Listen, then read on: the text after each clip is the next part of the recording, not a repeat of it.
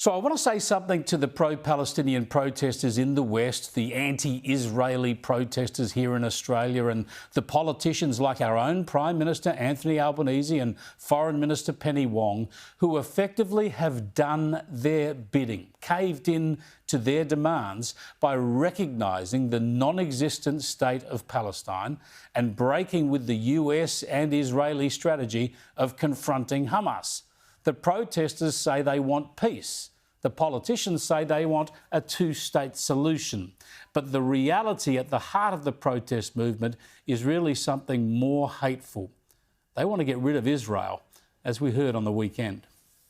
As long as Israel exists, a genocidal and apartheid regime, there will not be peace for the Palestinian people. Yeah, so now that the guns have been silenced and we hope for an enduring peace, we have to consider outcomes. After all that death and destruction, after the slaughter of Israelis, the hostage deaths, military casualties, and up to 60,000 Gazans, perhaps up to half of them Hamas terrorists, but undoubtedly thousands of civilian casualties, including children. Well, we have to ask, what did Hamas achieve? I mean, look at Gaza. Large parts of it are levelled. So its people are homeless, just living day to day, and getting shelter and healthcare and food and water and electricity will be a challenge for many more months to come. Now, if the peace holds, Gaza will be able to rebuild and it will be autonomous. It'll run its own affairs. But that's what they had before all of this started. Israel withdrew from Gaza in 2005. Their army had to forcibly remove Jewish families who were determined to stay there. And so the Palestinians have had Gaza for 2 decades. Tragically, they elected Hamas and they were never able to shake off these Islamist extremist fanatics. And 2 years of war and thousands of dead Palestinians and the destruction of homes and infrastructure is the result. So that's what Hamas has delivered. By normal reckoning, by your standards and mine, you would say Hamas has failed. They've gained nothing from this mayhem. Gaza's gone backwards. Except that's not true. They've gained exactly what they wanted. Their sole aim, remember, is to eliminate Israel. Hamas's name actually stands for the Islamic Resistance Movement. They exist to get rid of Israel. And delegitimising it is a crucial step. So Hamas doesn't care how many Israeli men, women and children it kills. It doesn't even care how many Palestinians are killed in the resultant war. In fact, it deliberately ensures its own people are killed because it wants Israel to be a pariah. I mean, as you might have noticed, Hamas is an army who only ever put on a uniform when there's a ceasefire. The rest of the time they pose as civilians. That's what you're dealing with. Hamas feeds out propaganda about Israel deliberately killing civilians or bombing hospitals or starving people. It uses the chaos to feed out those lies, and the Western media goes with the lies rather than the reality. And Israel is demonised.